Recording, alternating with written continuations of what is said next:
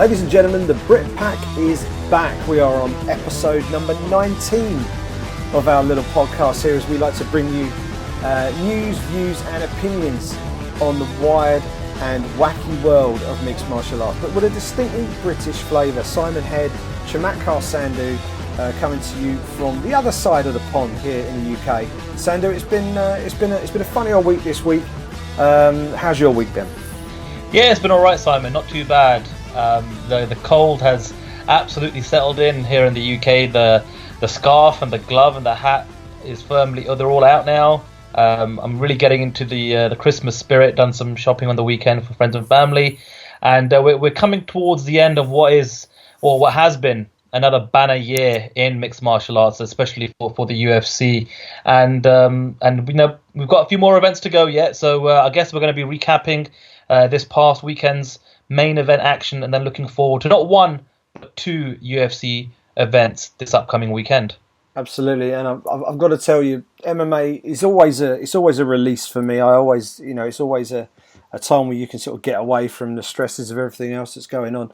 This week, probably more than most, it's been like that. I had some great news to share earlier in the week. I'm going to be a dad again, Sandhu, and which comes obviously, everyone gives you loads of well wishes and all of that stuff. The downside to that is my wife is throwing up like you would not believe. It's like she's been possessed by the vomit monster. She's just all over the place. I have to, whenever she starts, I start thinking, oh, blimey, am I going to start as well? Sort of sympathy vom. So I've managed to stave that off. And I've had my daughter coming home ill from school. My back tyre blew out on my trusty moped today. So it's been a bit of a crappy week. But we've always got the fights, and we had some good fights at the weekend. The TUF Finale wasn't ever going to be a stellar fight card in terms of pulling in big numbers or huge crowds at the gate or anything like that.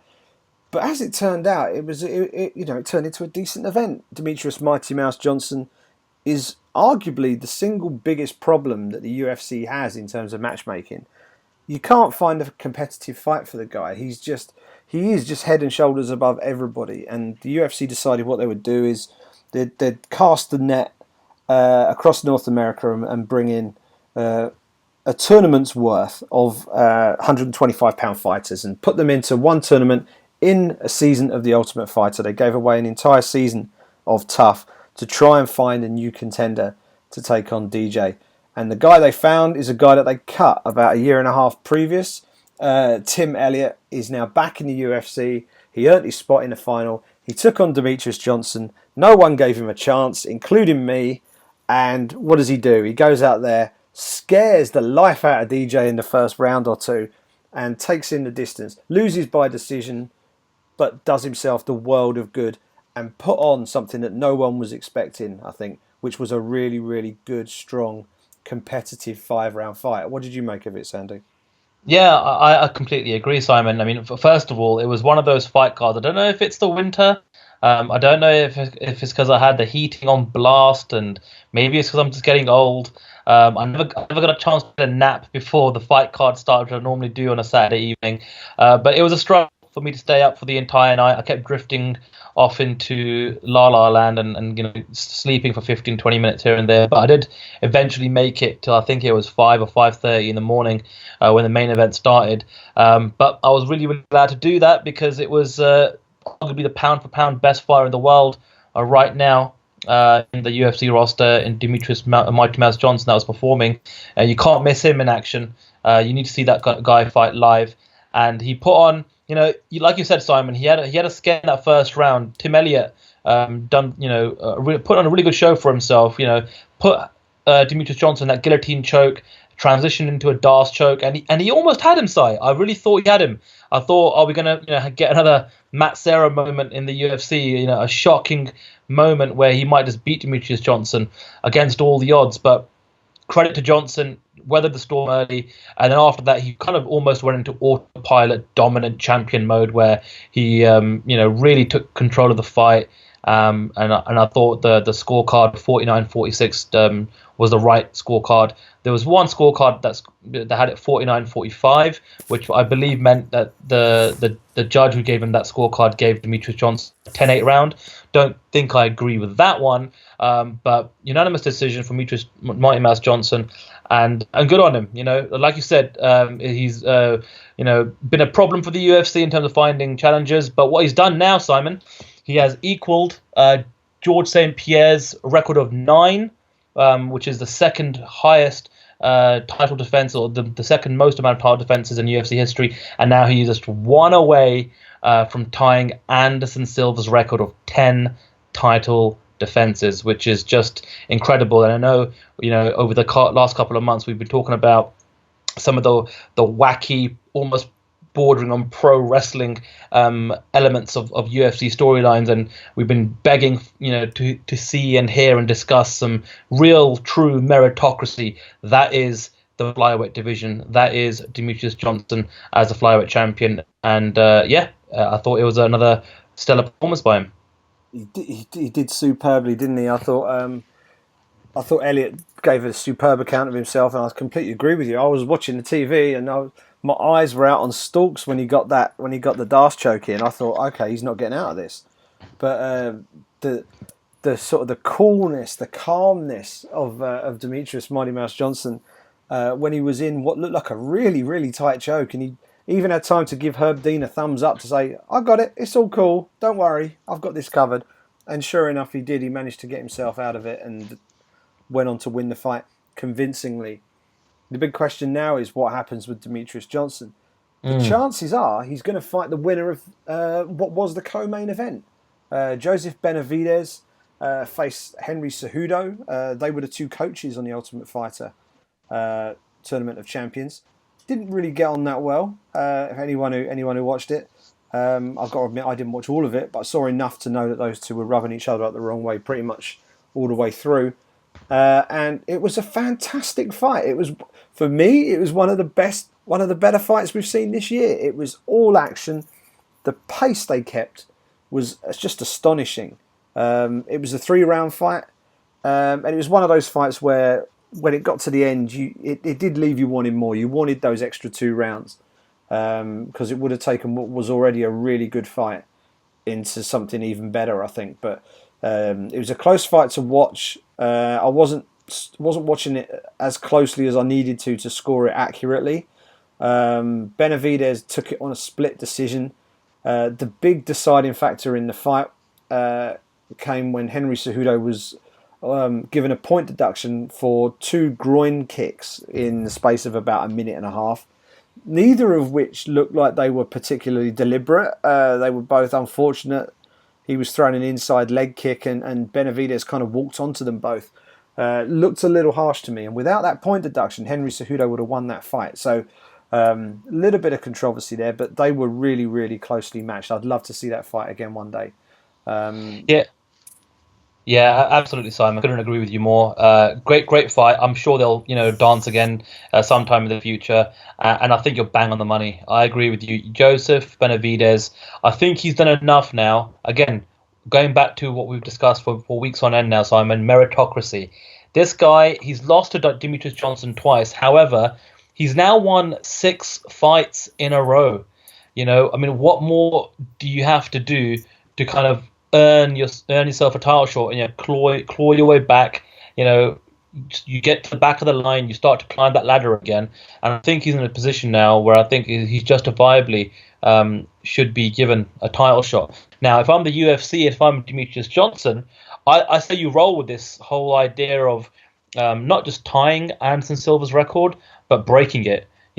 That would be an amazing legacy for him to leave behind. And I think then, if he can get 2 more title defenses under his belt at flyweight, then I think it's time for you to do a champion versus champion super fight where you take him and you place him against whoever at that moment in time is the bantamweight champion. He's fought a bantamweight before.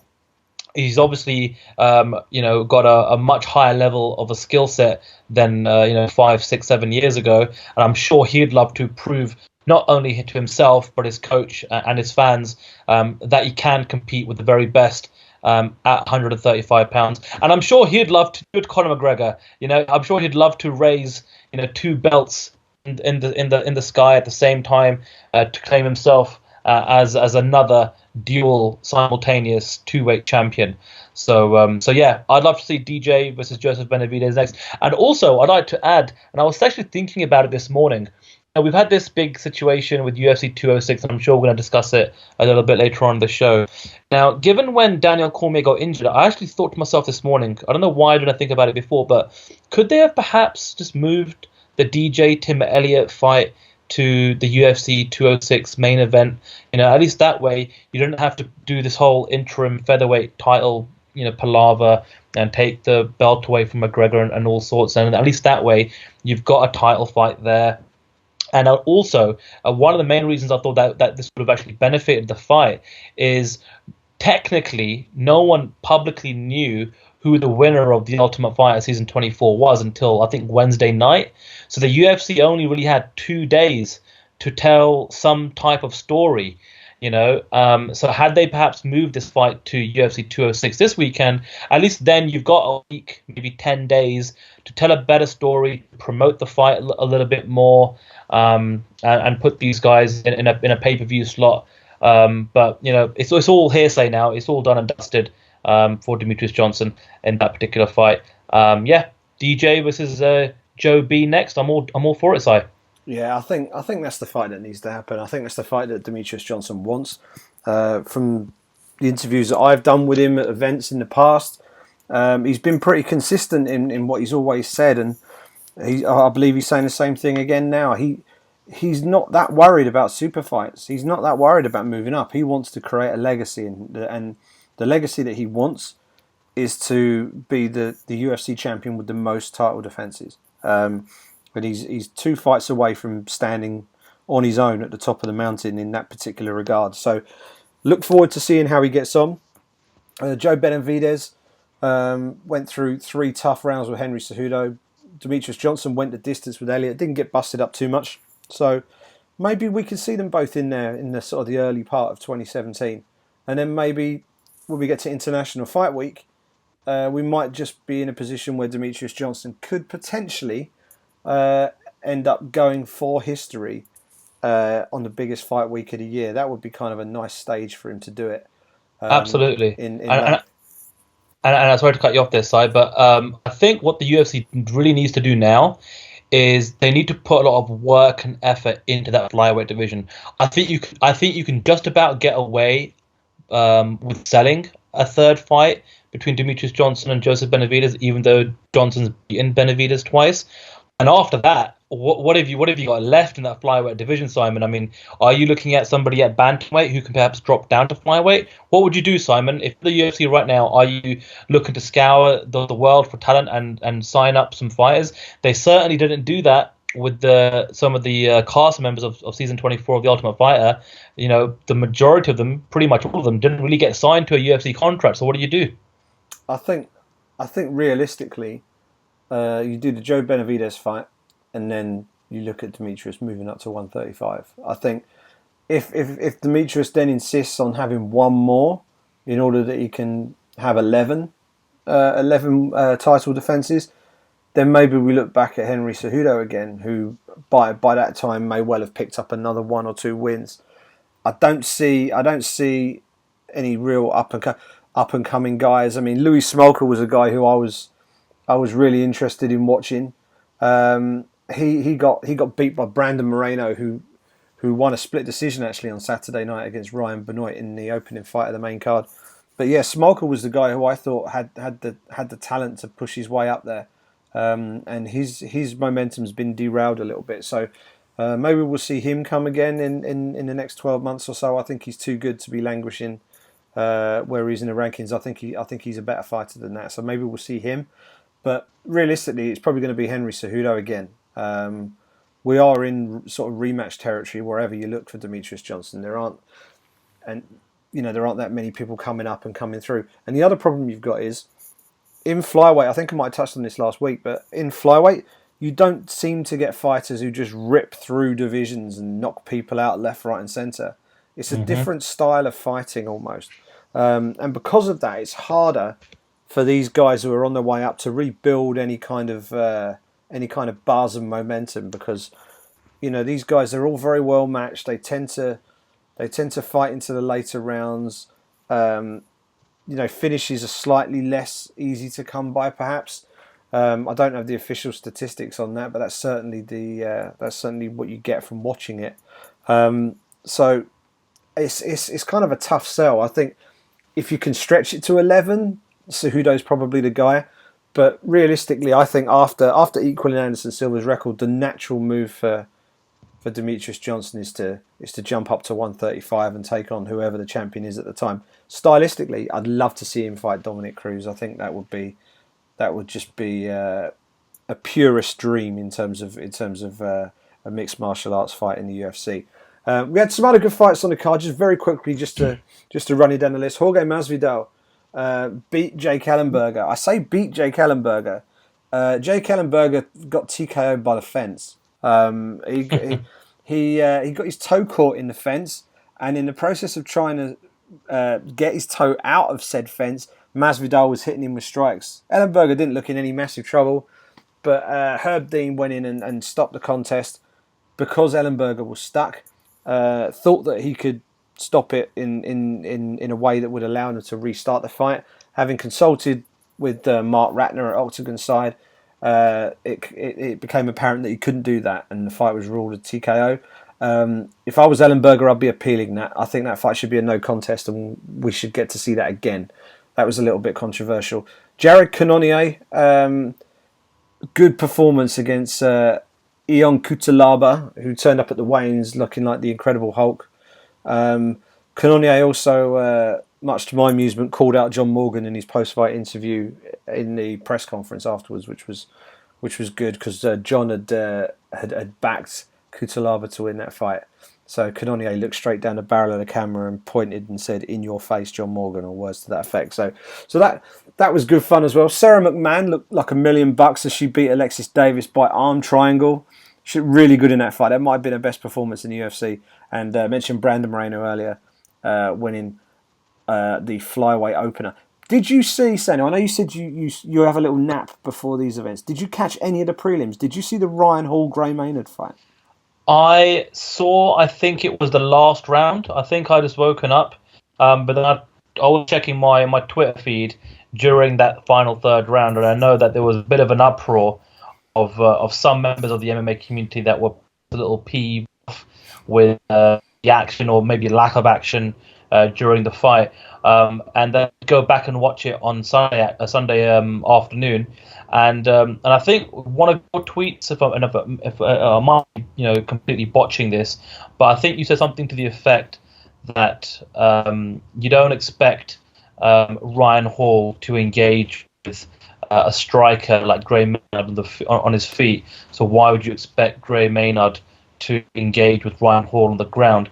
And I think this is just one of those cases, perhaps, where it's a striker versus grappler situation where they're both not willing to really fully engage in each other's kind of strongest skill sets, which is completely understandable. And sometimes something like this happens, and it proves to be a little bit lackluster, not so pleasing to the eye. But at the end of the day, this is mixed martial arts, and like you said, Simon, I think your tweet that if you want just out and out, rock'em sock'em robots, go watch kickboxing, go watch Glory. This is mixed martial arts, and every now and then, fights like that might happen. Yeah. I mean, I watched the fight. I'll be honest, I enjoyed the fight. I appreciate what Ryan Hall has in terms of a skill set. And I personally, and I know there are a lot of people who would disagree with this point of view, the onus was entirely on Gray Maynard in that fight. Ryan Hall was comprehensively outstruck Gray Maynard. You look at the striking statistics. He outstruck him almost 2-1, if not more. and he was doing a great job on his feet, and that's kudos to the guys at Upstate Karate. Ray Thompson, Stephen Wonderboy Thompson's dad, has been working with Ryan on his striking, and he's shown a lot of progression there, which is good to see. Without that striking, I would have completely understood everybody's complaints. But the fact that Hall was winning that fight with his striking really sort of renders most of the arguments kind of pointless, because the onus is on Gray Maynard. If you're not going to stand there and strike, if you can't get in range to strike, and Hall ends up going to the mat every time you rush him, you're supposed to be an experienced mixed martial artist with world championship level skills, because you've been in there with the likes of Frankie Edgar. He wanted no business of Ryan Hall on the floor, even getting in top position where he had ample opportunity to do that. I understand him walking away from some of those leg lock attempts. That's just common sense. But if you clip the guy even just a little bit and he's on his way down, and you win most of your fights with ground and pound, and that's your wheelhouse. You should be going after him. And you quoted my original tweet pretty well, but in reverse. Because so basically what I said is, if a striker isn't prepared to go to the mat with a grappler, then why should a grappler have to stand in the pocket with a striker? There you go. And Hall didn't stand in the pocket. He stood just outside and used his kicks superbly, and that's why he won the fight. I think it is, as you said, it's mixed martial arts.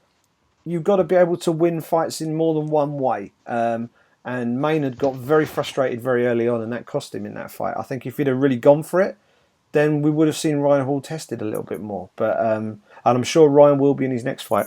I'm a big fan of Ryan in terms of the way he carries himself, in terms of the way he goes about his work in the cage. But this wasn't some people were likening it to the Fabricio Verdum Alistair Overeem fight back in Strikeforce, where Verdum just every time Overeem threw a punch just went to the mat and stayed there. I think it's not quite as bad as that, because Hall was throwing and landing strikes consistently throughout the fight, and I thought he got a deserved win. So yeah, it was very interesting. The timeline, there was a real split down the middle. There were those that were saying, "Oh, I'm absolutely loving this fight. This is great," and other people saying this is disgraceful. And I assume most of the people who are criticising it are people who prefer to see people standing and striking, which is fine. But it is mixed martial arts. You've got to be able to do more than just run in and throw a few punches. So yeah, I thought it was important that we just very quickly mentioned that, because it was one of the bigger talking points of the night. That was the Ultimate Fighter finale, and that wasn't really the only sort of headline maker in the week. We had possibly the longest conference call I've ever been a part of. And normally with these conference calls, I either stream them because it costs a fortune for us UK journalists to jump on an American conference call. Those phone numbers aren't normally very cheap. This one, the only way to get on was to get on through your phone, and it lasted for about 2 hours 10 minutes, all told. So I assume we've paid for Virgin Media's Christmas party off the back of this. But I stayed on for the full thing, and it was a very, very interesting and revealing conference call. A group of UFC superstars: George St. Pierre, Donald Cowboy Cerrone, Cain Velasquez, TJ Dillashaw, and probably the most vocal guy of the bunch, Tim Kennedy, are now part of the board of the Mixed Martial Arts Athletes Association, and working with them in an advisory capacity is former Bellator CEO Bjorn Rebney. Now that raised a few eyebrows, but I'm sure we'll talk about that in a second. But the basic gist of it is, we've seen two or three of these sorts of groups put together in the last year or two, Sandhu, and come to prominence. To me, from listening to that conference call, this one looks like it's got a little bit more going for it than the others. We've seen the others sort of imploding in the case of the PFA. Others that have been around for a bit but don't seem to really have achieved a lot in terms of the MMA FA. What do you make of it? I mean, you would have digested quite a bit of that conference call yourself. what was your main takeaway having listened to it? It's definitely the one association that I believe has got the biggest array of star power. And not just in terms of name value, but if you start to break it down a little bit more, you've got Cain Velasquez representing American Kickboxing Academy. You've got Tim Kennedy and Donald Cowboy Cerrone representing Jackson Winklejohn. You've got George St. Pierre representing TriStar. You've got TJ Dillashaw, ex Team Alpha Male, now with Dwayne Bang Ludwig. You've got fighters from some of the best MMA camps in the world, and if even at a starting point they can galvanize their camps and their teams to jump on board and sign up to this particular association, that could have a massive domino effect on the rest of the roster in the UFC. I think it's the one that I feel as though is being taken most seriously. I really hope we don't have any more start-up associations. I think we've got enough now. We've got the MMAFA, the Mixed Martial Arts Fighters Association. You've got the PFA, the Professional Fighters Association, and then you've got the MMAAA, the Mixed Martial Arts Athletes Association. So a lot of different organizations out there. I think, and I hope that for the fighters' sake, they can galvanize behind one of them. If it's this one, great, because time is ticking, Simon. This massive new TV deal, or the renewal of the US TV deal, which is tied into a few international markets, with the UK and Ireland being one of them, is due to start negotiation in 2017 and then will kick in 2018. So if they want to be on at the table and they want to try and get a piece of the pie, which could be a decade-long deal, then they need to act. They need to act quick. The only thing that I was really, really shocked and surprised by, I think everybody was the inclusion of Bjorn Rebney. Now, over the course of the last week, he has also said that he's not being paid. It's all out of his own pocket. But I don't know. I don't feel as though that's a good PR move by the association, having him associated with them in any aspect whatsoever, whether he's on the board or not. I think most members of the MMA community remember that he took Eddie Alvarez to court and essentially isolated or froze his contract while these legal proceedings were going on, which stopped him and prevented him from signing with the UFC at the time, which obviously took away a massive chunk of time out of his fighting career to earn some money. And then there was this massive campaign. I don't know if you remember the T-shirt at the time, but it was like Free Eddie, and him kind of breaking through some, handcuffs and chains. But when you do something like that against the fighter, it was such a massive news story at the time, and then all of a sudden, a few years later down the road, you come out of his, self-imposed, recluseness to say that you're now 100% pro-fight and you're going to lead the charge against the UFC. I don't know, something doesn't smell right there in terms of his motives in regards to being involved with the association. So it remains to be seen how that plays out. I mean, if he is just an advisor who they can let go at some point in the next few months, fine. But I think the fighters, if they want this association to be taken super seriously and really get a groundswell of support from the majority of the fighters, Bjorn Rebney's inclusion might be something that they need to rethink very, very soon. The interesting description of Bjorn Rebney's involvement, I think the most interesting description came from Tim Kennedy, and I think he said it on a couple of occasions. He referred to him as a necessary evil, which is an interesting way to describe a human being, but you kind of get what he's saying. The reason why he thinks that is because this is a man who has managed and run on a day-to-day basis one of the larger MMA promotions in the world.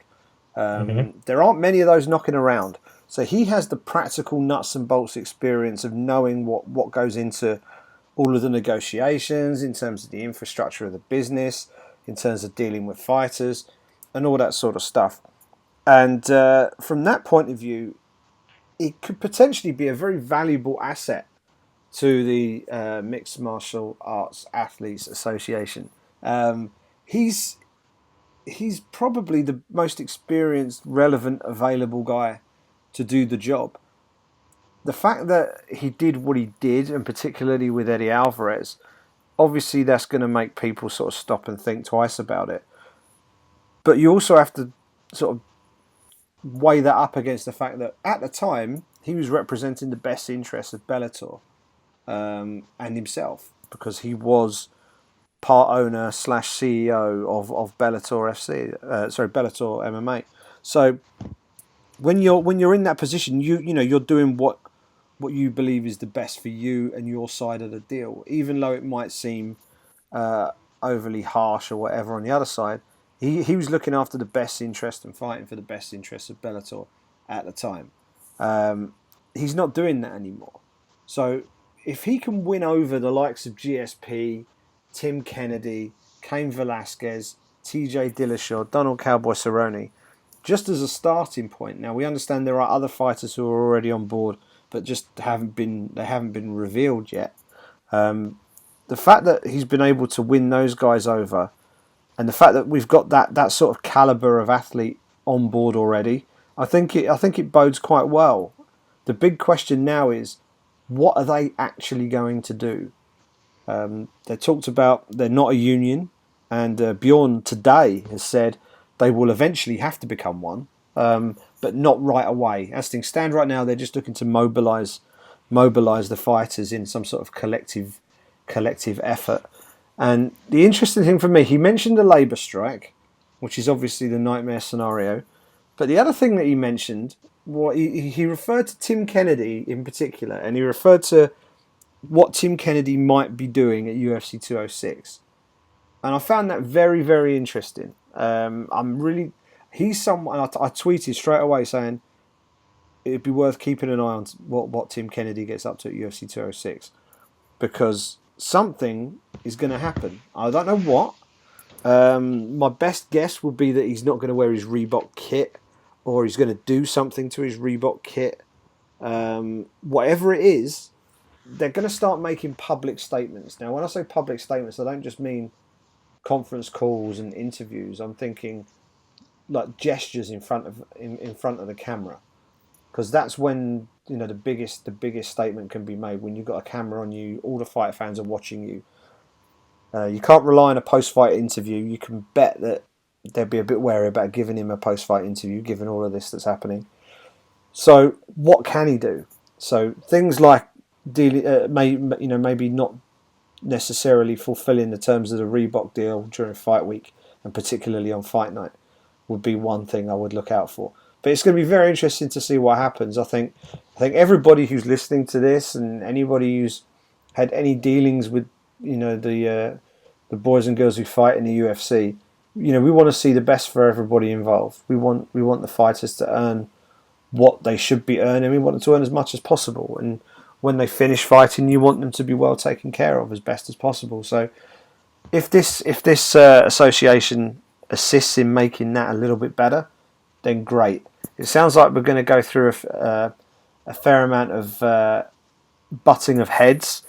I can't imagine WME IMG are just going to roll over and say, yeah, we agree with this. So I think what we're going to see is a fair amount of posturing, a fair amount of statement making, and I think this is going to be a running story for all of us in the MMA media, probably for the next 2 or 3 years, because I think it could be at least that long before we get any major movement. But it's the start of a fascinating story that I think is only going to get bigger and bigger as we go along. So it's going to be very interesting to follow it, that's for sure. Yeah, absolutely. And like I said, Simon, the time is ticking. I think the TV deal, that's the one that has the big bucks associated with it. We're talking hundreds of millions of dollars spread across. It could, like I said, it could be a decade. Like, if they can't get things sorted out quickly, then this current generation of fighters may not be able to see any slice of any TV revenue whatsoever, and it might be down to the next generation to do something. But that's just a portion of it. There's of course the Reebok deal in USADA, and there's so many other items and things that the UFC fighters currently go through that they're not happy with, that they can actually speak to UFC about if they have collective bargaining, if they can stand united, and put some kind of action into play. So fascinating times in this industry of ours, and I'm sure the both of us will be keeping our ear to the ground to see how things develop in the coming weeks and months. Most definitely. Lots going on with that. It'd be interesting to see what kind of response and reaction we get from the other two organisations that have already been established. And I think the common sense thing would be for everybody to unite behind one. But we'll see what happens. There's going to be plenty to come on this one for sure. Let's kick things on. We've got a double header this weekend, which is a bit of a rarity. But we have a double header. We have UFC Fight Night from Albany in New York. Derek the Black Beast Lewis taking on Shamil Abdurakhimov. I had to practice that one before we started the show. And that's the heavyweight main event. And if that isn't as sort of heavy-handed and brutal enough for you, the co-main event is Francis Ngannou versus Anthony Hamilton. That one I think is going to end in tears as well. So we're going to see plenty of knockout action on this fight card. 2 light heavyweight fights on that main card as well. Corey Anderson, the man with the best or worst nickname in MMA, depending on your view. Beast in 25-8 taking on Sean O'Connell. And John Vellante taking on Saparbek Safarov, who does not have a Wikipedia page. So make of that what you will. Only other person to mention on that card, of course, this is the Brit Pack. We must give a big shout out to friend of the show, Mr. Mark Diakese. Had his successful debut in UFC 204 in Manchester. He looks to make it 2-0 in the UFC when he takes on Frankie Perez on the prelims. The whole event's on Fight Pass, Sandhu, and after how long that event took on Saturday night, this is going to be blessed relief, right? 100%. I mean, I love the Fight Pass cards just for the pacing of them. They just have it's one fight after the and yeah, like you said, the sole Brit on the card, Mark Diakese, looking to make his second appearance for the UFC.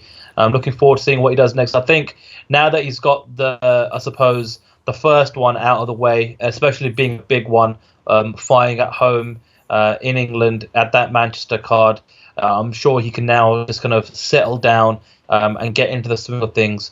And he's one of those fighters. He's got some spunk to him. He's got some personality. Aesthetically, he's very memorable with the blonde streak going through his hair. But he's now got to start to rack up these performances, start to make a name for himself in what is the Shark Tank of the UFC, the UFC's lightweight division. But apart from that, I mean, looking at the top of the card, Derek Lewis versus Shamil Abdurakhimov. I think this is just a nicely teed up showcase fight for Derek Lewis. I mean, you don't normally have a 2-1 record in the UFC and then all of a sudden get placed into a main event. But that's what's happened here with Abdurakhimov. But I think what they've done here, the UFC, is they've noticed that Derek Lewis has had a massive cult following just for his social media, and he's been one of the true stars of the UFC this year, the breakthrough stars, not just because of his performance in the octagon, but from some of his amazing tweets and Instagram posts, and I'm really looking forward to this fight. He's coming off of 4 straight wins, the most recent being a split decision to Roy Nelson, but prior to that, he's had knockout and TKO victories against Gabriel Gonzaga, Damian Grabowski, and Victor Pesta. So I think he gets another one. That'll be 5 in a row in the UFC's heavyweight division, which is no mean feat in itself.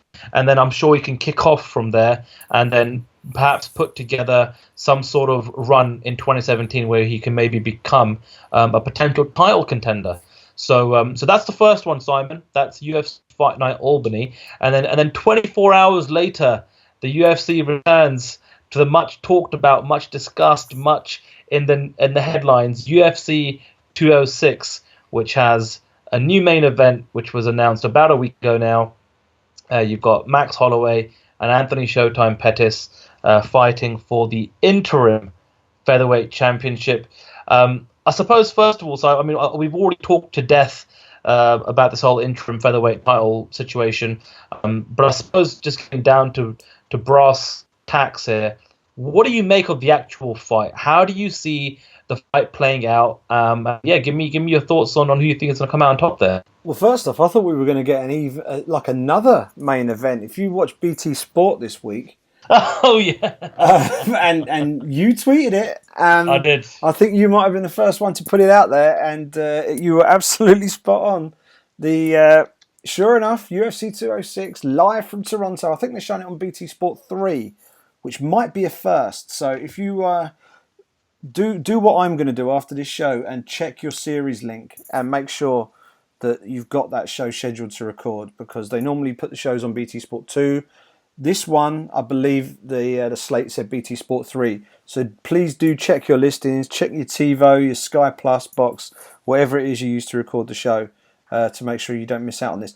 But Mr. Sandhu, it looked for a minute like little brother Sergio had been thrust 3 weight classes up, or 2 weight classes up, to take on Max Holloway. The guys who did the graphics at BT Sport made a little bit of a whoopsie when it comes to putting the right Pettis brother in the on the poster, so to speak. So I'm sure that has been addressed, and we will see Anthony on there where he belongs.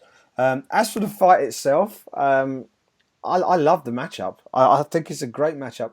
I've always been a big admirer of Anthony Pettis' fighting style, but as time has gone on, he looks to have just sort of gone off the boil a little bit. I don't know what it is.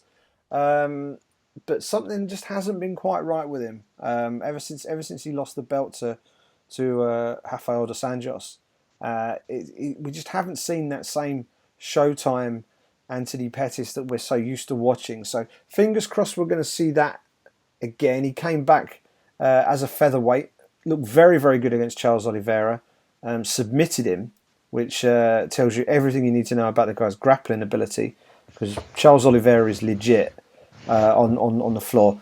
But for me, Max Holloway is really the coming man. I think he deserved to be fighting Jose Aldo. I think the reason he's fighting Pettis is because the fight came too early for Aldo. He wanted more time off. So we've got this situation where Holloway and Pettis are now fighting for an interim championship, which Conor McGregor very kindly relinquished, if you believe everything that the UFC tells you. So there we go. I think it's a good fight. If you're making me pick a winner, I'd be picking Max Holloway to win it, because I just think he's more, especially if you're gambling on this fight, I think you want to know that your money's got a chance. And you know the way Max Holloway fights, he always brings it every single time. Anthony Pettis is one of these. He reminds me a little bit of a sort of a luxury player in football. Someone like Matt Letizia or someone like that. Sometimes they're on their game and they're just unplayable. They're absolutely brilliant. There's no one to touch them. But then they have, they'll have an off week, and then they'll have another off week, and then you're always watching them, hoping they can reproduce the magic. And I do think that Showtime kick from Anthony Pettis way back when he fought Benson Henderson in the final WEC event, that has almost weighed around his neck like a millstone, I think. People are just expecting that for him every single time. Sort of using the football reference again. John Barnes used to get it for England. He scored this wonder goal in the Maracanã against Brazil, where he went past about 8 Brazilian defenders and scored it's one of the greatest solo goals I've ever seen. And then there was this level of expectation for him to do it every single time he stepped on a pitch. It was just unrealistic. And I think there's a little bit of that with Showtime Pettis, but he has definitely just dropped off the ball a little bit. He came back against Oliveira. I think we're going to see a great fight, but my money's going to be on Max Holloway for that fight. I just think he's a little bit more reliable. He's going to outstrike Pettis for volume, and I think he's got enough savvy to keep the fight standing and win probably a decision. But it's going to be one hell of a fight. What do you make of it? Yeah, I mean, I can't wait for this fight. I mean, if you just take again like this whole interim title stuff out of the picture, I mean, the overall card isn't too bad. In terms of pay-per-views, have we seen better? Yes, of course. But there's some real star power on this fight card. You got Cerrone, you got we mentioned him before in regards to the MMA. AAA, Jim Kennedy and Kelvin Gastelum. That fight's finally taking place, and you got Cub Swanson against a Korean Superboy, Do Hoi Choi, who's a big fan favorite of everyone's at the moment, I think. But keeping the conversation just on that main event because it's been so talked about the last couple of weeks. I really like Max Holloway. I think in the last, I'd say, year, but especially over the last couple of months, we've just noticed him turn the volume up on his personality. Is that he's taken it from like a 6 or a 7 all the way up to a 10, especially the way he's been really going at Jose Aldo. I mean, that's a fight I'd pay to watch right now if they can make it happen. I mean, just a personal animosity he's got towards Jose Aldo from his point of view, ducking a fight with him over the course of the last year. Really kind of put some meat behind that particular fight. But until he gets past Anthony Pettis, that is still a fight that you can think about and dream of. Keeping the fight or keeping the discussion on the fight that's taking place this weekend, though, I really like Max Holloway here. I like the fact that he's been a career featherweight. This is his weight class. He's been looking better and better every time he comes out. The last loss he had was against Conor McGregor, and even that was a decision. It's not as if he's been getting knocked out or submitted. This is a weight class. He's really comfortable in, and he looks like he's just getting a little bit more muscular, a little bit stronger. He's growing into his body. He's really coming into his own in terms of his athletic ability. But he's got a real big challenge in front of him when it comes to Anthony Pettis. I mean, his skill set speaks for himself. You mentioned the flying off the wall kick. But aside from that, he's a really well-accomplished, all-round mixed martial artist. Now, the only asterisk that I put on Anthony Pettis coming into this fight is that I think he needed, for me anyway, just to be a bit more comfortable, he needed one more fight at featherweight. I mean, his last fight against Charles Oliveira, that was his very first fight at featherweight. So I think he's still perhaps getting used to the weight class and understanding how best to cut down to that weight limit of 145 or, with the 1 pound weight limit extension, 146 pounds. But he hasn't, I don't think, looked physically like he's comfortable at that weight class, and I'm only going on one fight, so we'll see what it looks like later on this week. But it'll be interesting to see how his body holds up in a 5-round fight. It's one thing, cutting down to a new weight class and fighting a 3-round fight, but it's a whole other ball game going into the championship rounds. And I think Max Holloway is going to take advantage of that. I think he'll win by decision like you do, Sai, and I think it will be in that 3rd, 4th, and 5th round where you'll start to see him really take control of the fight, because I just don't think Anthony Pettis, I don't know what it is, Simon, I agree with you. Can't put my finger on it, but he just doesn't seem to have shown his maximum potential or capability like he did a few years ago. Yeah, when he's on, he's really on. And if he's on Saturday night, we're going to have one barn burner of a fight with Max Holloway, who is always full throttle when he gets into the octagon. We had that iconic moment with him and Ricardo Lamas right at the end of the fight where they planted their feet. He pointed to the floor and said, "Let's just swing," and it was absolutely brilliant. It was one of the moments of the year.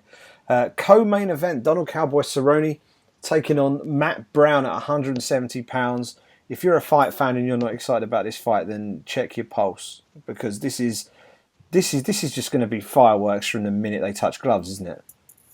It certainly is. And Donald Cerrone has looked like a completely new fighter since he moved to welterweight. He's got a win over Alex Oliveira, the other cowboy, the Brazilian cowboy, Patrick Cote, and Rick Story, all three by way of a finish, one of them being a submission, the other two being a TKO. Now, he's fighting Matt Brown, and Matt Brown a few years ago was on this incredible win streak at welterweight. But just recently, he's come up a little bit short, Simon. He is 1-4 in his last 5. His last couple of losses have come at the hands of Damian Maia and Jake Ellenberger. Now, he is a fan favorite. He obviously has a fighting style that's very pleasing on the eye. But I do fear for him here. Another loss here to Cowboy. If it's a submission or a knockout, that'll be pretty bad, Simon. That'll be 3 in a row. Now, I'm not going to say that he's potentially going to get cut if he loses, but the UFC are cutting costs, and they may be able to trim the fat here and there in certain weight classes. I'm not sure, but I'd be worried if I'm him. I'd be worried coming into this particular fight week, not just from the fact that you're fighting Cowboy Cerrone, and he is a fire at the end of the day, so I'm sure he's got that bit figured out, but in terms of his long-term progression within the UFC. So it's going to be a barn burner of the fight, no doubt. Has he got the tools to beat Cowboy? Absolutely. But I just feel as though Cowboy, without having to cut down to 155 pounds, just looks so much more healthy at welterweight. And I think there's a that's the main reason, the main component why we've seen him pretty much look at his as absolute best his last couple of outings.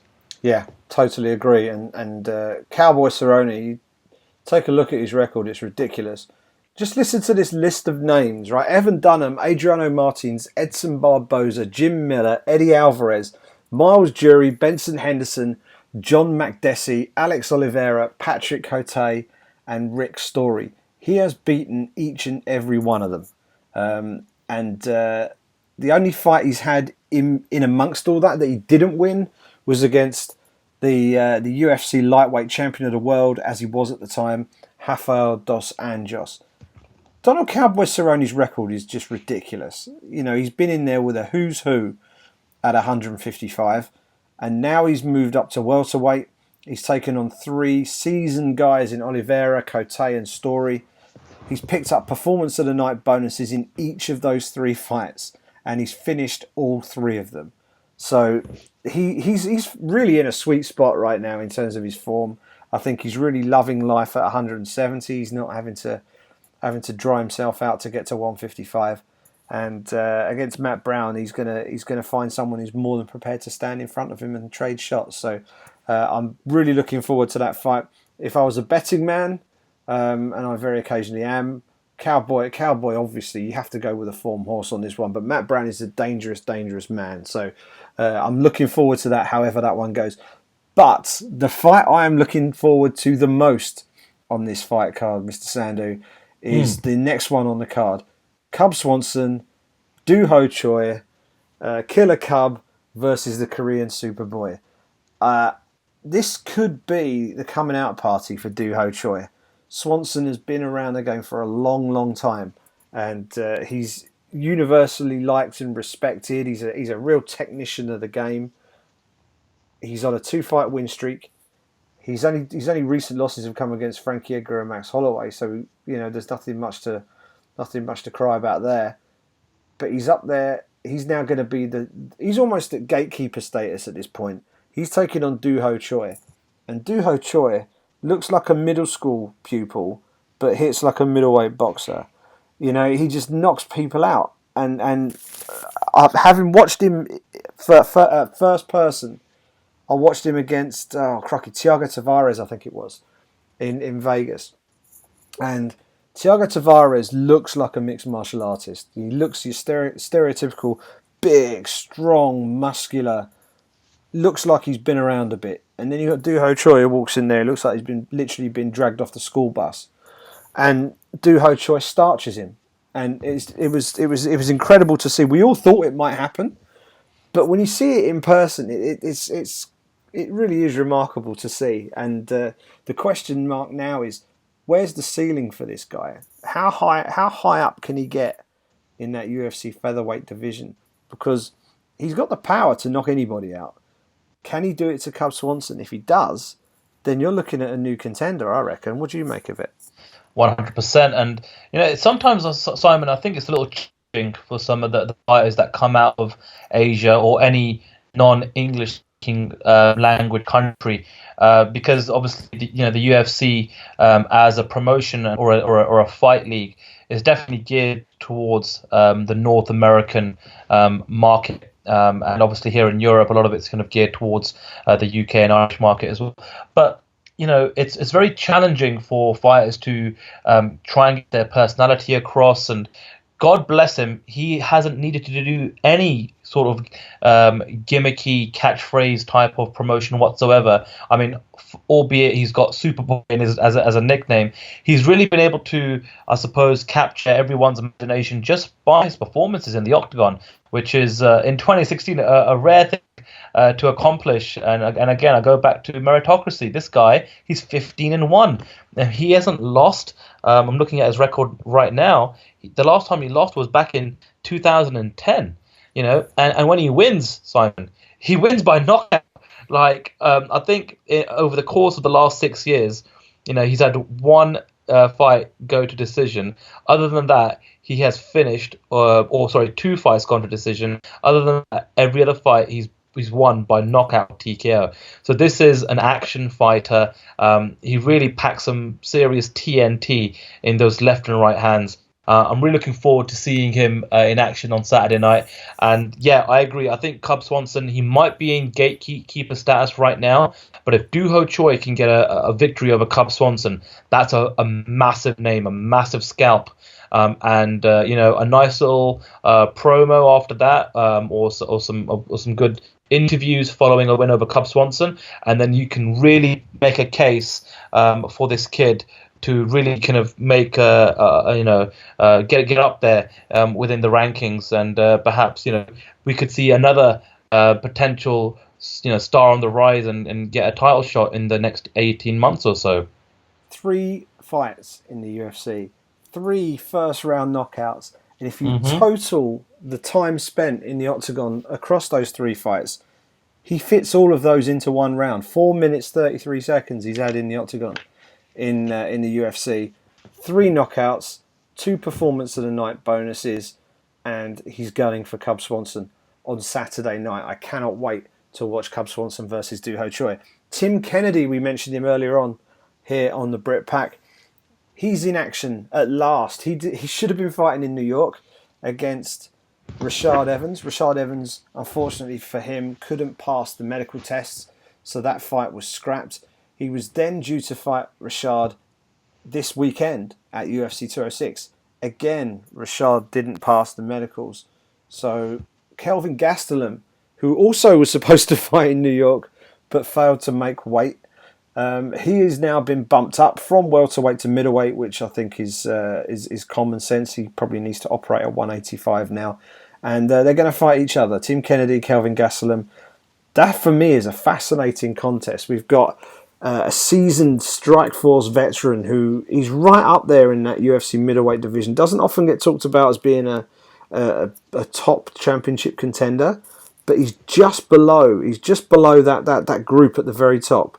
If you drew a line under Gegard Mousasi, he'd probably be the next guy. So he's really right up there with a probably 1 or 2 big wins away from being considered a top contender. Gastelum won the Ultimate Fighter, looked excellent at welterweight, but just can't seem to shake off the issue with weight cuts. He's now going to fight at middleweight. It's a fascinating contest. He's a durable guy. He's got good wrestling, hits hard. Tim Kennedy, durable guy, good wrestling, hits hard. Who's your money on, Sandhu? My money's on Tim Kennedy, Simon, and I'll tell you why. I just feel as though he's a man possessed. I think he was supposed to. I mean, he was basically, without officially saying it, he was almost in a self-imposed retirement. He had no interest to come back and fight. He's been doing this TV show, looking for Hitler or killing Hitler Hunting Hitler. There you go. For I think it's the History Channel. Yeah. He's been obviously still on duty with the U.S. forces. So I don't think he had any intention of returning to the UFC to fight again. And then all of a sudden he got this call to say, hey, how about Rashad Evans? Ooh, I like the sound of that. That's a massive fight. Where is that going to take place? Madison Square Garden for the UFC's debut in New York City. That got his kind of the butterflies going in his stomach, and he was really up for it. And it was such a shame when that fight fell apart. It obviously got moved to 206, and then things capitulated at the top end of that card with the Cormier Johnson fight being scrapped. So, now he's got Kelvin Gastelum. Hopefully Kelvin Gastelum can make 185 pounds. I'll be astonished if he can't do that, and that's probably going to be grounds for probably getting cut from the UFC if he can't do that.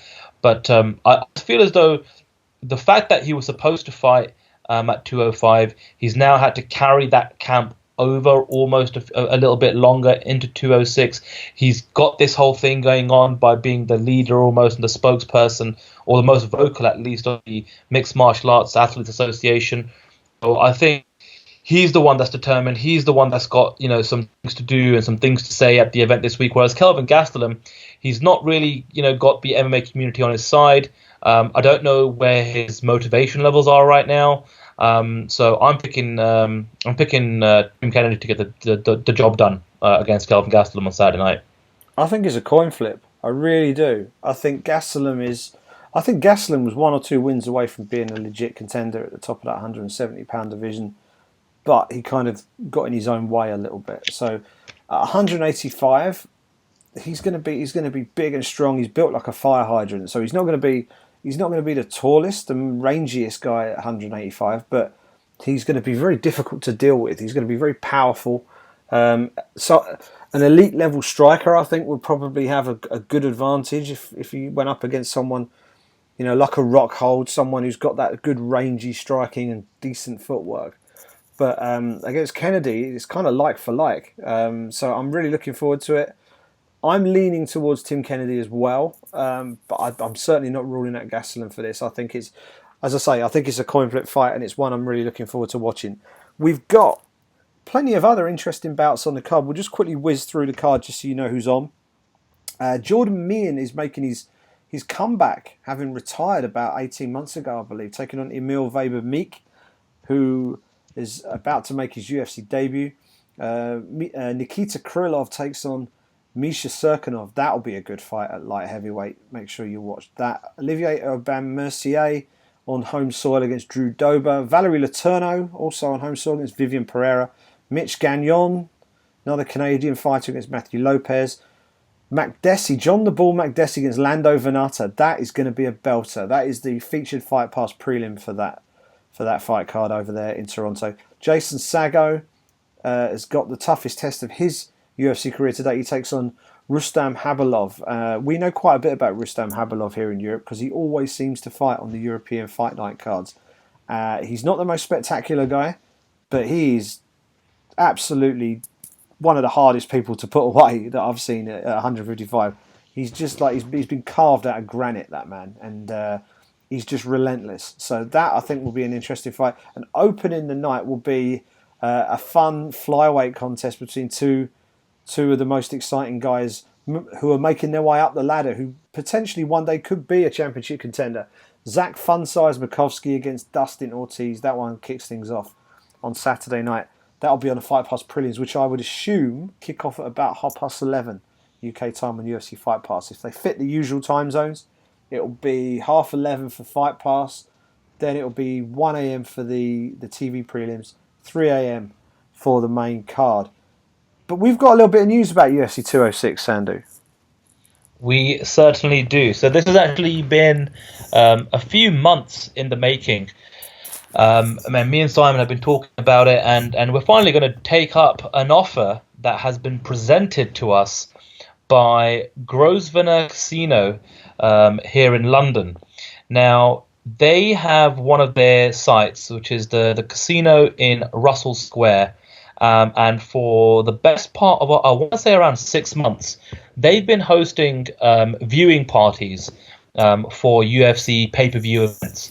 And they've kindly asked the Brit Pack to come and join them at their next one, which is for UFC 206. So, first of all, I'm sure me and Simon are plugging this throughout the week. The location is the Grosvenor Casino in Russell Square. That is 61 to 66 Russell Square, London, WC1B 5JS. But I'm sure if you guys just Google Grosvenor Casino Russell Square, you'll be able to find it.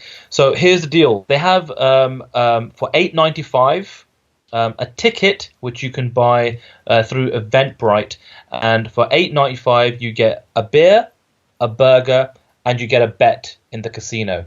Not only that, there'll be a private room that'll be showing the entire card, so you can get together with friends. Me and Simon will be there. I think we're going to be recording a special episode of the Brit Pack, so there'll be an opportunity for you guys to join us and give us your thoughts as the card plays out. But I just think this is fantastic. I mean, I don't know about you, Simon, but I'm always getting hit up by fans, especially fans here in the London area, that are asking me, hey, is there anywhere I can watch the fight? Is there any pub or is there any bar that's holding a UFC party? Now, it's always been a little bit tricky because, the UFC main events don't kick off till around 5-6 o'clock in the morning. And that's where some of the bars and the pubs will run into problems of a legality there to kind of have alcohol going through until that early hours in the morning. That casino doesn't really have an issue there. It's pretty much open 24/7 anyway. So here's an opportunity. We're going to be there. We'll throw the link out throughout the week. It's first come, first serve. They only have an allocation. I don't know what the exact number is, but I know that it's sold out for UFC 205. So they're going to have an event for UFC 206. They're going to have an event for UFC 207. And me and Simon are going to be at these pay-per-view events at Grosvenor Casino, Russell Square. So do come along and join us. Buy a ticket and let them know that the reason you're going to be coming is due to the Brit Pack being there. That'll put us in good favour with them. But yeah, Simon, that is the big announcement. It's going to be good fun. It's going to be good fun. I mean, whether any sport you happen to be interested in, being there is obviously the best possible scenario. If you can actually have a ticket for the event and be sat there to watch it live, then that's obviously the number one thing. The number two thing for me, if you can't be there, be amongst a group of friends or be amongst a group of people, like-minded people, in a bar or in a private members club, as this is going to be, and just enjoy the fights in some sort of communal atmosphere. It adds the extra buzz. You might not be overly interested by Olivier Aubin-Mercier versus Drew Dober, but if you're watching it and you've got a few quid on it and there's maybe 50, 60, 70 other people in the room with you watching it and they've all got a few quid on it, all of a sudden it gets a little bit more interesting. So this is what it's all about: getting together and watching some fights. And it'd be nice to meet a few Britpack listeners if any of you are planning on coming along. And if you are thinking about it, as Sandhu says, keep an eye on our social media in the coming days. We will be putting out information via there and via the Britpack website, thebritpackmma.com. So please do check those out. We'll get all the information out to you as the week progresses. And hopefully we'll get to see some of you on fight night. And you never know, we might even get one or two of you on the show. So there we go. That's a nice little way to round things off here on the Britpack episode number 19. There's only one more thing to do, Sandhu, and that's to go to the Q&A, my man. Yeah, absolutely. It's always our favourite segment of the show. Once again, like every week, we just want to thank everyone for tweeting us their questions. We say it every week, but just to remind you, you don't have to wait until we put the call to action out on a Monday morning or a Monday lunchtime. Feel free as the week goes on or during fight night to tweet us at the Britpack MMA with any of your burning questions, and we'll make sure we'll try and get through as many of them as humanly possible during the show. So with that being said, the first question, Simon, comes in from Natrach, who says, do you think if Max becomes champion, then Conor will come back to 145? Now, I personally don't think that'll happen. I think if Conor McGregor is ever going to come back to 145 pounds, there's a few different scenarios of it happening. It could perhaps be if he loses his lightweight championship in the future, and perhaps Aldo's the champion. That's obviously a massive rematch there that they can build up to. I could perhaps see if Anthony Pettis can work his way through Max Holloway and Jose Aldo, and then calls out Conor McGregor and says, hey, I'm the best 145 pounds. You haven't beaten me. You may have beaten Max Holloway. You may have beaten Jose Aldo, but you haven't beaten me.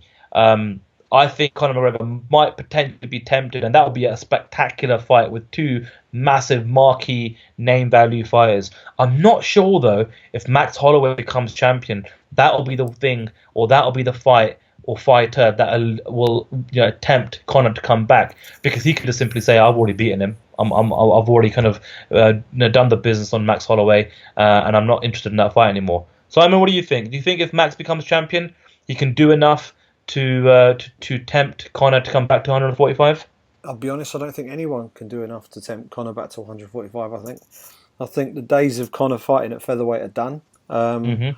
And I just don't see him going back there. I thought the only scenario that would have seen him potentially go back there was if he'd lost the main event at UFC 205 to Eddie Alvarez, and then that kind of would have forced his hand a little bit, because that would have been the only belt that he had available to him.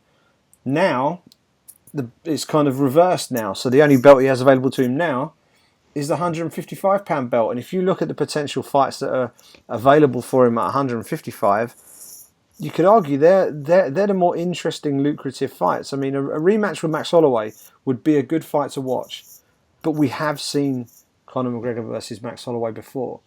If you're given the straight choice between watching Conor and Max Holloway or Conor and Khabib Nurmagomedov, I'm pretty sure most people would pick the Khabib fight.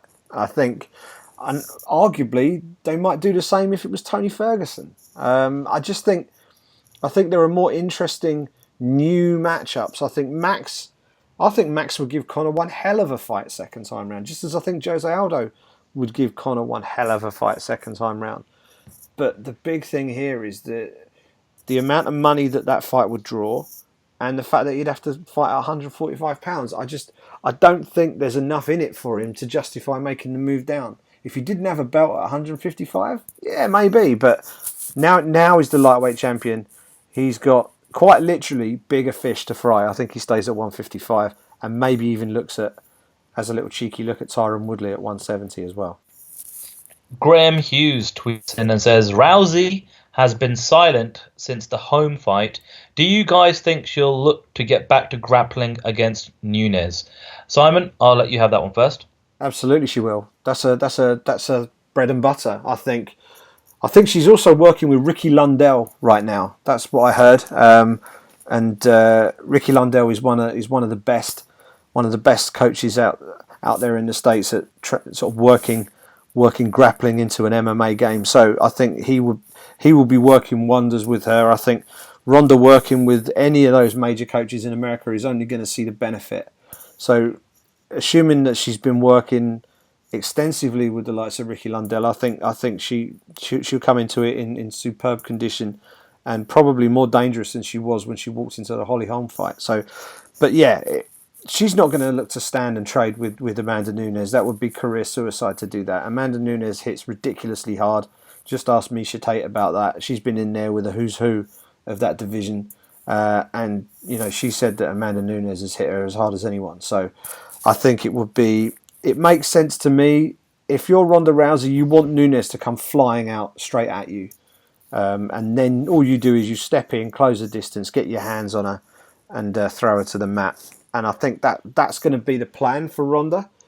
But she's going to be up against a Brazilian Jiu-Jitsu black belt, so it's not going to be plain sailing. But I think that is the clear route to victory for Ronda. If she's going to get it done, she's got to go back to her bread and butter. She's got to go back to her judo. So that's kind of how I see it. Yeah, I completely agree. Going back to what you said about Ricky Lundell, I couldn't agree with you more. I've had the opportunity to be out there in Vegas and speak to him on a few occasions and interview him. I've kind of almost dubbed him the Jose Mourinho of MMA coaches. And the reason why is because he kind of almost cut short his athletic career or his professional athletic career so that he can be, so that he could become a coach. And he put so much thought and statistics and paperwork and research into so many different aspects of a fight. And when you speak to him, it's amazing some of the information he can reel off from the top of his dome. So he's definitely a coach that I think people should keep an eye out on. Someone that will definitely kind of get better as he kind of starts to work with a lot more fighters. I think previously he's worked with Frank Mir, he's worked with Carlos Condit, and like you said, now he's working with Ronda Rousey. But going back to in terms of her fight strategy, she's got to go back to her bread and butter, Simon. She needs to go back to her judo. She needs to just try and lock in that armbar and get the job done as soon as possible.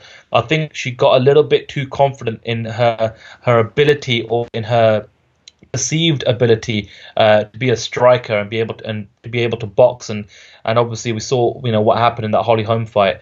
I think she needs to go back to what she does best, and that will be her best route to victory there. Totally agree. Right, so the People's Hero tweets in and says, "What do you feel about the UFC firing Chuck Liddell and Matt Hughes?"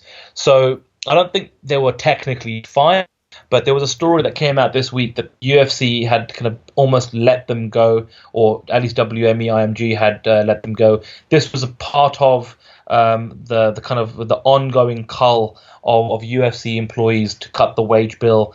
Now, I mean, I don't know how I feel about it too much. I think we all kind of pretty much knew that Liddell and Hughes were pretty much on the UFC wage bill, just because they were part of the old boys club, Simon. They're really good friends with UFC president Dana White. He always thought that these were the fighters that helped build the brand and helped build the promotion in the dark ages, so to speak, or when the sport was kind of really coming into its own, and the UFC itself were coming into its own. So they got kind of like almost like a nice little pension plan by slapping a fancy job title on there and getting a monthly paycheck. That is no longer the case. I'm sure financially they are perfectly fine, and I'm sure they'll still be relevant, in some way, shape, or form within our little MMA bubble. But that was one of the news stories that came out this week. What was your reaction, Simon? Yeah, it wasn't wholly surprising. I've got to be honest. I think these guys are pretty ruthless, and they are trimming. I was going to say trimming the fat, but that's almost a disrespectful way to put it. What they're doing, they are cutting costs wherever they can. The Albany event that's taking place on Friday night, there's no ceremonial weigh-ins happening. They're not going to have a ceremonial weigh-in event. So that may well be an ongoing thing for some of the smaller cards, maybe the fight night cards going forward. So look out for that as well. They are looking to run as lean a ship as possible. So anybody who's on a wage, who they feel that they can either absorb those talents in-house, they've let those people go. What they've done in this case is they've looked at the job and said, we don't need people to do that job. So they've let those people go. It's never ever nice when you get let go like that, and it's one of those things you just have to, you don't have much control over it. You just have to crack on, and I'm sure someone with the name recognition of Chuck Liddell and Matt Hughes, you'd like to think they'll be okay. You also hope that they've invested wisely during their careers as well, so they've got a nice little nest egg already. I don't know, has Forrest Griffin been let go as well? Because he's in kind of a similar position. But I know they use him a little bit more in terms of their digital output and stuff like that. So I don't know whether they've kept him around or not. Do you know? I think they have kept him around, Simon, and I think out of the bunch, he is the one that really kind of went all in on this role. He's been traveling a lot with the UFC. We've seen him in the European circuit a hell of a lot over the last couple of years. And you're right, he does do a lot of presenting work. And I guess when you have an over-the-top service like UFC Fight Pass, you need as much content for that streaming service as possible, and he is part of that machine. So I think for the time being, Forrest Griffin should be okay.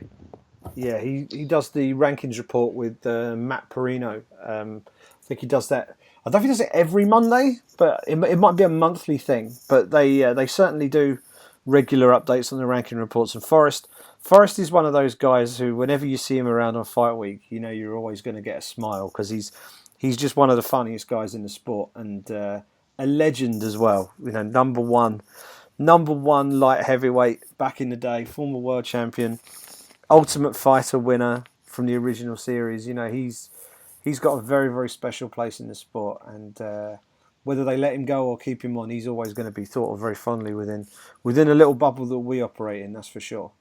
Absolutely.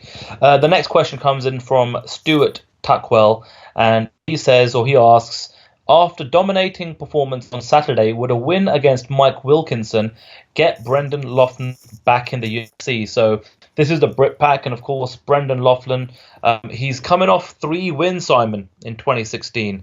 All of them via TKO or knockout. His most recent fights have been for Tanko Fighting Championships. And I believe, if I'm not mistaken, his next fight will be against Mike Wilkinson, like Stuart says here, for ACB. And I think they've got a card coming up in Manchester later on. I think it's this month. It could be in January. I'm not entirely sure about that. But listen, Mike Wilkinson just got recently cut from the UFC, so he's almost got his UFC veteran stripes on. So I think so, Simon. What do you think? I think if Loughnane can get a win over Mike Wilkinson, surely by now, that'll make him 13. If you can get a win over Mike, 13-2. That's a pretty good record. And with the London card coming around in March, that could be very, very timely to be coming off 4 wins in 2016 and get yourself on that London card. What are your thoughts?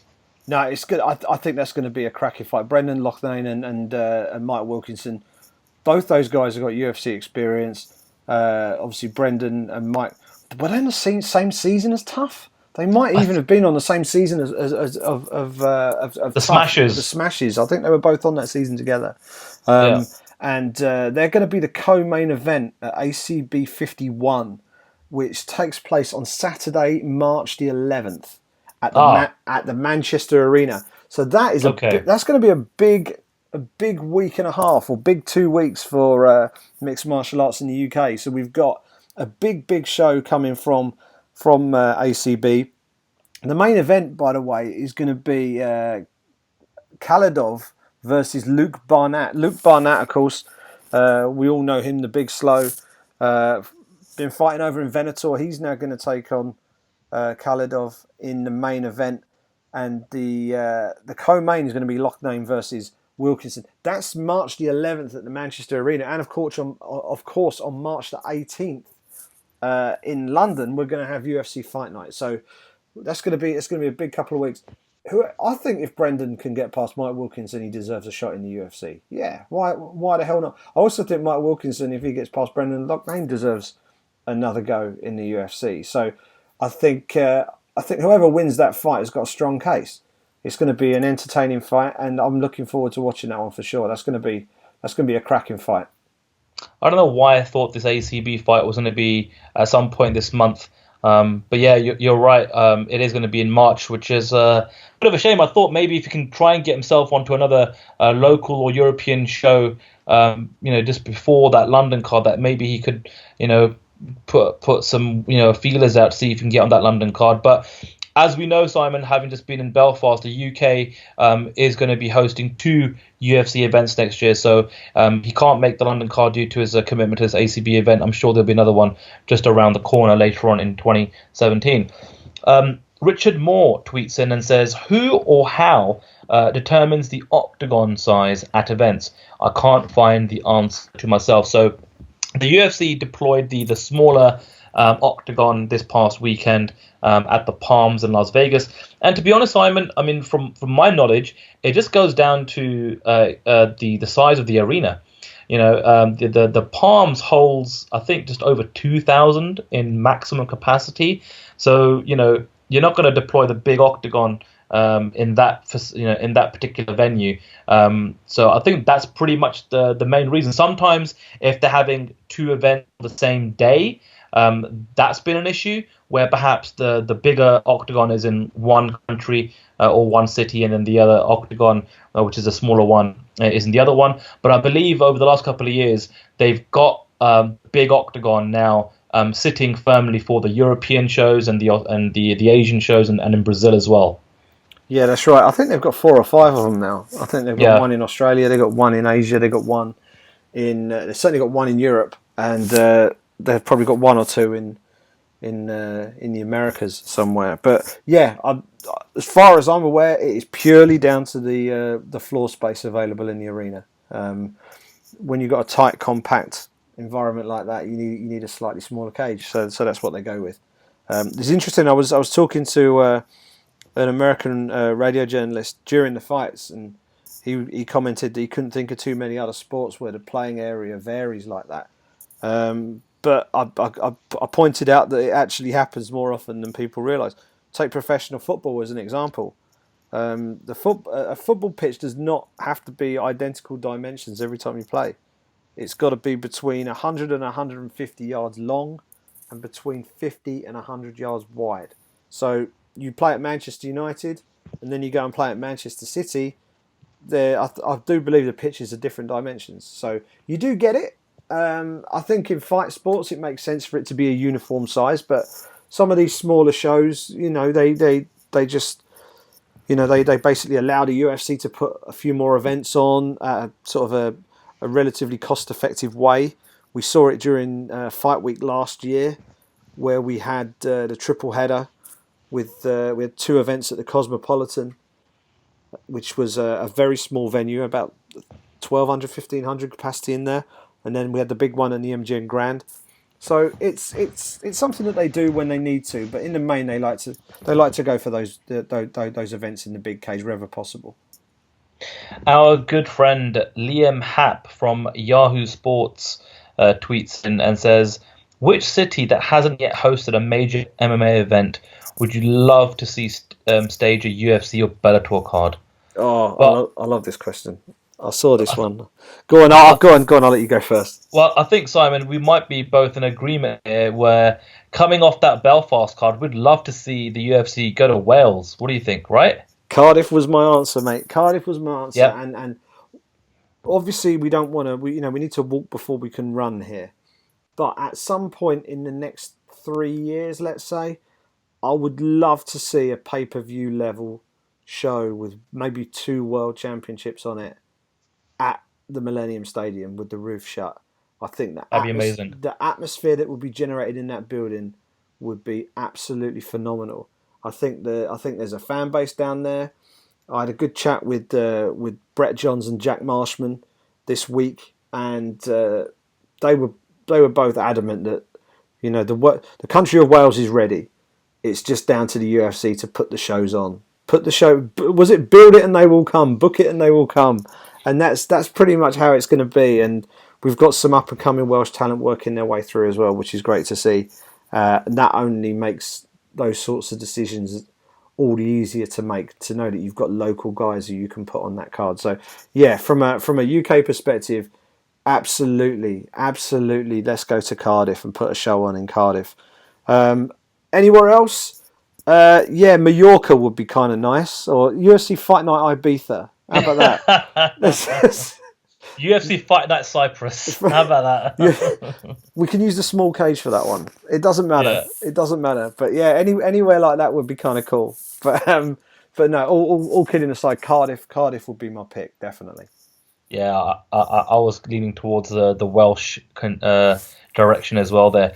The final question comes in from Amir, who says, "Who do you think will fight on the UFC card in March?" And I believe we addressed this a few weeks ago. I mean, there's a few good options. I think, from my point of view, I think I'm leaning towards my gut instinct telling me that they're going to go ahead with a Luke Rockhold, Gegard Mousasi main event. Luke Rockhold has been, one of those guest fighters that has popped over to Europe a few times. He's going to need a big main event fight to put himself back into title contention. And of course, we know that the Gegard Mousasi is a big favourite of the UFC team here in London. Aside from that, I think it'll be a no-brainer to put the likes of a Jimmy Manuwa on the card if things go well this weekend and there's no long-term injury. I'm sure we'll get Mark Diakaze on that card, and I don't think we're going to get Michael Bisping because obviously he's champion now. But I'm sure they'll probably bring him down as a guest fighter for week and do a Q&A or something of the like. But what do you think, Si? What's your thoughts on a potential main event and maybe 1 or 2 fighters you think we'll see pop up on that particular card? Yeah, we did. I think we spoke about it last week, but yeah, I think the fights you mentioned there make a lot of sense. The Rockhold fight in the main event would be would make a lot of sense. Rockhold versus Mousasi, or Rockhold versus Jacare, but I think Mousasi would be the more common sense pick, given that it would be here in Europe. It would be even more amusing if Michael Bisping was here as a guest fighter, just to add extra spice and a little bit of aggro factor into proceedings, just to know that they're going to be in there fighting and Bisping's going to be knocking about the place. So that would be kind of funny. If I could put in my little request to the MMA gods or the matchmakers, Mick Maynard and Sean Shelby. Let's have Neil Seery versus Brad Pickett too. They're both going to retire, and I'm pretty sure that it'll be both of their last fights. And the first fight between them was great. The second one won't be anything but great as well. Let's make the fight. Have two of the real warriors of the sport from this side of the pond go head to head one more time. They fought once before in what was Seery's first fight in the UFC. At the O2 in London, so there's a nice symmetry to it as well. So that would be my if I could put just one tiny little request in, that would be my chosen matchup to stick on that card, maybe a little bit further down. But yeah, I would absolutely have to have that fight on the card. Fantastic. Well, that's the end of this week's Q&A section, and normally, Simon, we start talking about how we're gonna recap the weekend's events next Monday, but like we mentioned earlier on the show, it'll be a special episode of the show next week where we're going to be recording it live casino side on Saturday night at the Russell Square Grosvenor Casino. So like we said earlier on the show, do come and join us. Tell your friends. It's not often that you have an opportunity to really kind of get your MMA crew and your MMA friends together and actually go out to a venue that's hosting a party, especially in London. So if you're a Londoner, you live in central London or the Greater London area, or maybe even a little bit further up, but want to pop into town for the night, then do check out. We'll be tweeting links where you can buy tickets. It's only $8.95. That includes a beer, that includes a burger, and that includes a bet. And it includes an opportunity to watch UFC 206 in a private viewing facility within the casino, and also hang out with me and Simon. So what more could you ask for, right? There you go. There is a suggestion that if we weren't there, tickets would be more expensive, but I'm not having any of that. So there we go. Yeah, please do come along, join us. That's going to be good fun next Saturday night. All that remains now is to wrap things up, let you know all of our little bits of housekeeping. First thing, you guys asked, and we listened. I put my MacBook to work, and we now have a YouTube channel. For those of you who wanted to subscribe to the podcast via YouTube, you can now do that. The link to the YouTube site is on the website, which is thebritpackmma.com. Eventually, we will have a nice tidy URL for the YouTube channel, but for now, all the while it's an alphanumeric mess. Make sure you get on the Britpack website. We will have all the links available to you on there. Of course, you can subscribe via iTunes. You can subscribe via Stitcher and Acast. We are also available, of course, on SoundCloud. Please do drop us a review. Let us know what you think of the show. Rate us up on iTunes, and of course with the YouTube channel, we really benefit from likes and subscriptions and all the rest of it. It helps push our channel out to other MMA related channels as well. So even if you're listening to the show predominantly via one of the other channels, whether it be SoundCloud or iTunes or whatever, if you get the opportunity to jump on iTunes and just hit subscribe on our podcast channel on YouTube, that would really help us out a lot as we look to grow this show as we head into 2017. Final thing from us, social media. Obviously, you can get us on Twitter at Sandhu MMA, at Simon Head, at the Britpack MMA. That's pretty much all we've got. That was show number 19, and we're hitting a big milestone in show number 20, and we're going to do it from a casino. I don't think there's a better way to do it, to be fair. Enjoy the fights next weekend, hopefully in our company as well. We'll speak to you soon, and we'll speak to you next week.